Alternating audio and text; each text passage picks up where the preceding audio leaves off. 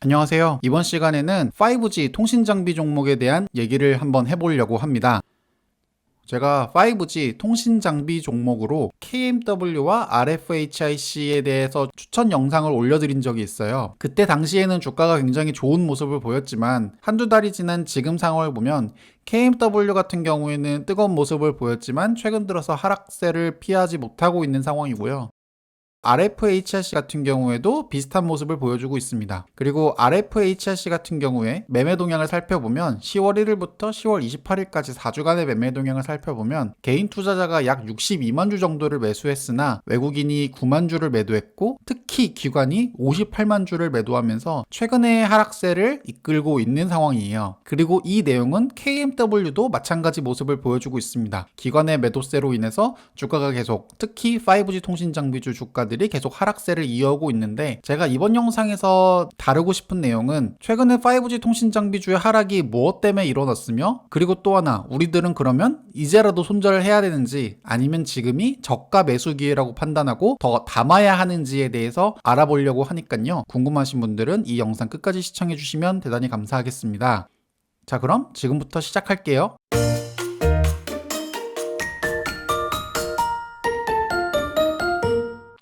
5G 통신장비주 끝없는 주가 하락 어떻게 대응해야 할까에 대해서 한번 알아볼 건데요. 첫 번째는 5G 통신장비주들이 최근에 왜 떨어지는지 하락 이유부터 먼저 알아볼 거예요. 그리고 두 번째는 결론적으로는 지금이 저가 매수 시점이다라고 저는 판단을 하고요. 5G를 향한 흐름은 단기간으로는 거스를 수 없는 큰 흐름이다라고 보고 있기 때문인데요. 각 항목별로 조금 더 자세하게 말씀드리면요. 5G 현재 동향을 살펴보면서 왜 5G 종목들이 최근에 떨어지는지 그 이유에 대해서 알아보고 두 번째 파트 왜 지금이 저가 매수하기에 적절한 기회인지를 설명을 드리면서 바로 미국 시장에 대한 얘기를 조금 더 말씀드려 보려고 합니다. 자, 그럼 먼저 최근에 5G 동향을 살펴보면서 5G 종목들이 왜 떨어지는지부터 한번 알아보도록 할게요.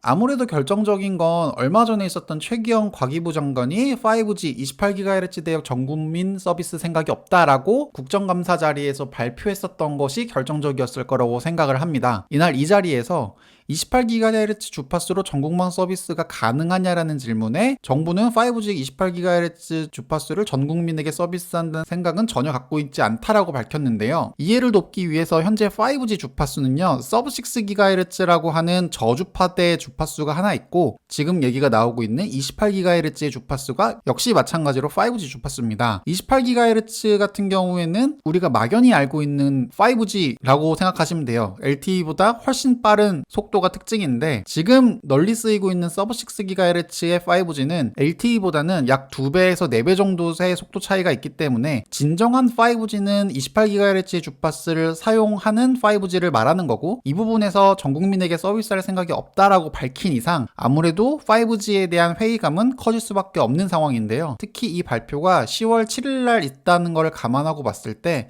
KMW 주가 역시도 10월 7일인 이쯤 되겠네요. 이쯤 이후부터 주가가 급락하고 있는 모습을 보여주고 있고 RFHRC 같은 경우에도 10월 7일 이후에 주가가 끝없이 흘러내리는 모습을 보여주고 있습니다. 자, 그럼 우리가 알아볼 거는 왜 도대체 과기부 장관은 5G 28GHz 주파수를 전 국민에게 서비스할 수 없다라고 얘기했는지 그 이유를 한번 살펴보도록 할게요.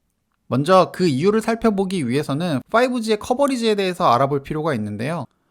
이 그림이 정확하게 설명해 주는 건 아니지만 LTE 같은 경우에 그러니까 우리가 생각하는 4G 같은 경우에는 기지국 하나를 세우면 웬만큼의 커버리지를 갖출 수 있었습니다. 근데 5G 주파수 같은 경우에 특히 28GHz 주파수 같은 경우에는 많은 데이터를 담을 수 있다라는 결정적인 장점이 있지만 가장 치명적인 단점은 주파수 커버리지가 굉장히 좁다라는 점이고요. 그 외에 직진성이 강해서 음영 지역이 너무 넓어진다 이런 것들도 대표적인 단점이 될 수 있습니다. 예를 들면 도시 같은 경우에 건물들로 인해서 전파 방해가 많이 발생하기 쉽고 또 비가 오거나 하는 경우에 5G가 안 터질 수 있다라는 단점이 있기 때문이죠. 그래서 그 단점을 보호하기 위해서 스몰셀이라는 장비가 들어가는데요. 이런 식으로 중간중간에 중계기가 부족한 커버리지를 보완해주는 개념입니다. 여기서 바로 28GHz 전국망 구축이 어려운 이유가 나오는데요. 크게 네 가지로 볼 수 있습니다. 28GHz 같은 경우에는 커버리지가 굉장히 좋기 때문에 소형 기지국이 많이 필요하죠. 이런 형태의 소형 기지국이 굉장히 많이 필요하고 이 금액이 엄청난 캐펙스가 필요하기 필요하기 때문입니다. 그리고 아직 28GHz 영역에서 완벽한 수준의 통신 품질은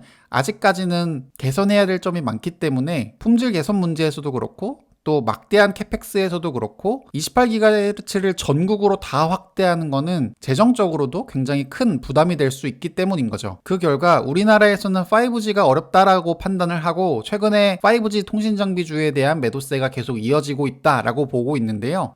우리나라 같은 경우에는 어렵지만 사실 미국 같은 경우에는 28GHz의 진짜 5G를 계속 구축하고 있습니다. 보시면 해외 시장은 5G 시장에서 28GHz의 고주파수를 이미 일반 소비자들에게 제공을 하고 있고요. 미국 버라이즌은 28GHz 망만 사용해서 5G 망을 구축하고 있고 AT&T는 39GHz와 850MHz, T-모바일은 600MHz랑 28GHz 망을 활용하면서 고주파와 저주파를 섞어서 5G 커버리지를 계속 확대를 하고 있습니다. 그렇기 때문에 우리나라 같은 경우에는 28GHz 수요가 B2B에 국한되지만 미국 같은 경우에는 꾸준히 수요가 있기 때문에 국내 5G 인프라 수요가 줄어든다라는 이유로 최근의 주가 하락을 설명하기에는 굉장히 아쉬운 부분이 있습니다.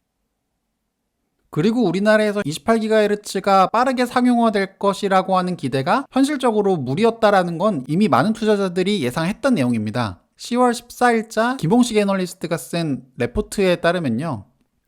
과기부 장관의 발언은 현실을 직시한 적절한 언급이라고 평가한다. 28GHz는 커버리지가 협소해 전국망을 구성하려면 엄청난 기지국수를 필요로 하는데 캐펙스도 문제지만 막대한 관리 비용이 큰 부담 요이기 때문입니다. 따라서 향후 기술의 발달로 28GHz 커버리지 확대가 이루어지지 않는 한 전국망은 불가할 것으로 판단하고요. 현 시점에서는 오히려 정보통신 3사가 2022년 초 3.5GHz 전국망을 구축할 계획이라고 언급한 점에 더 주목해야 한다라고 설명을 하면서요.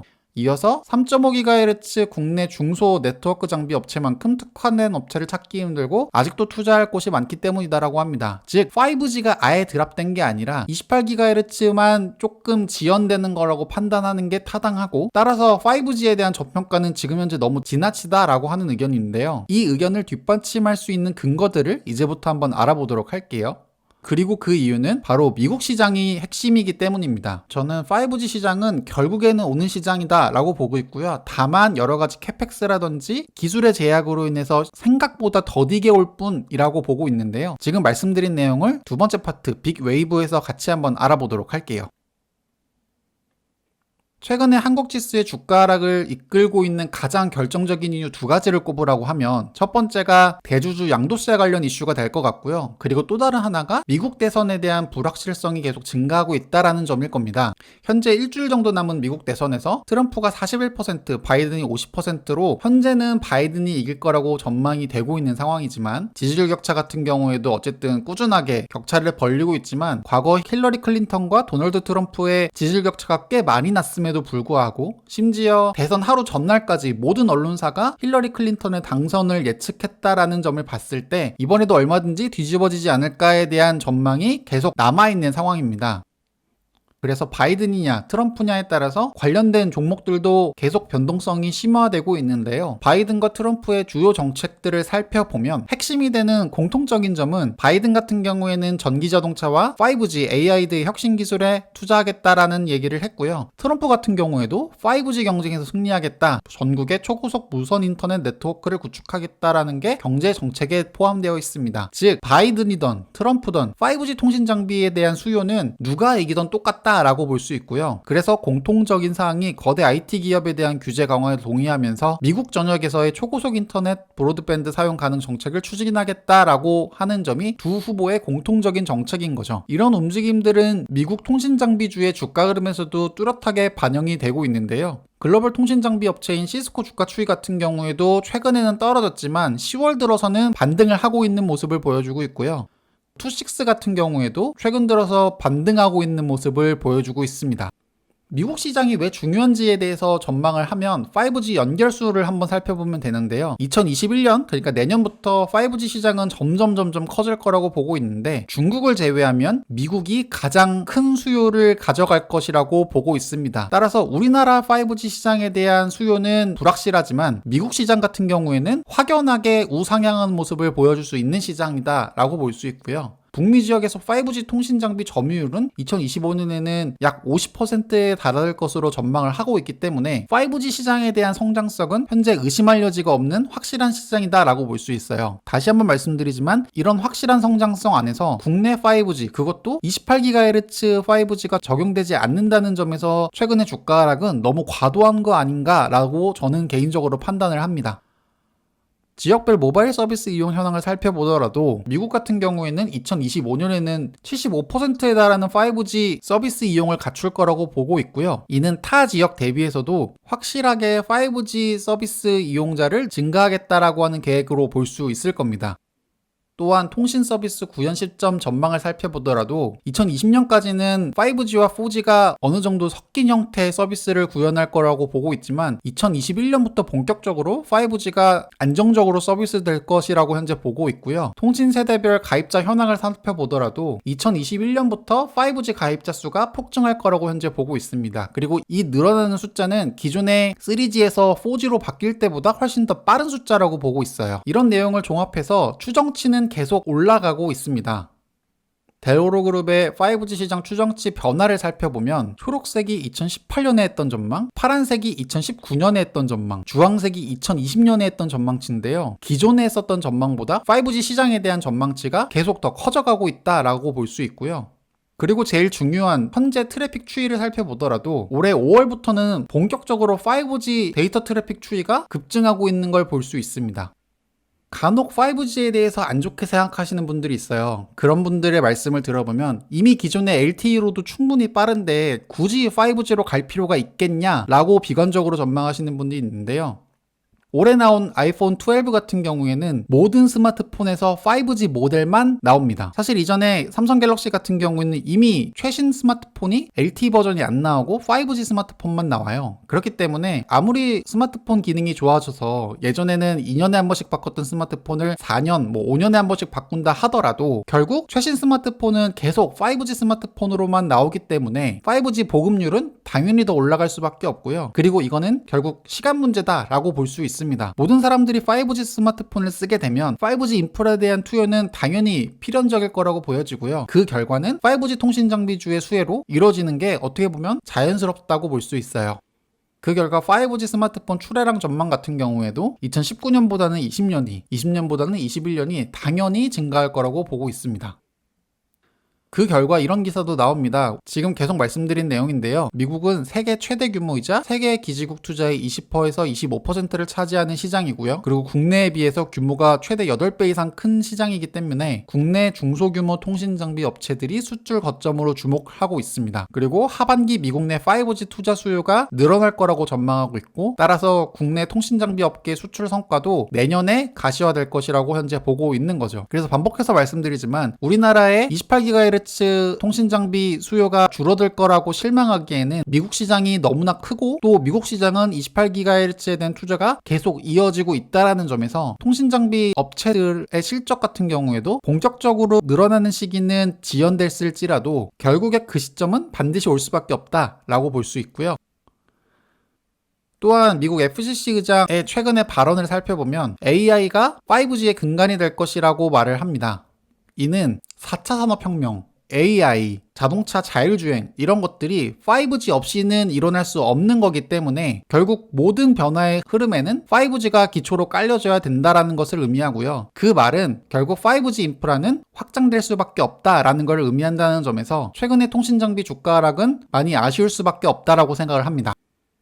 그리고 주가 차트를 보더라도 저는 중장기 투자를 좋아하는 편이어서 기본적으로 일봉보다는 주봉을 보는 편인데요. 역대 주봉을 보더라도 지금 내려온 이 시점이 121선을 건드리면서 역사적으로 봤을 때도 장기간 우상향하는 저점이라고 판단을 하고 있고요.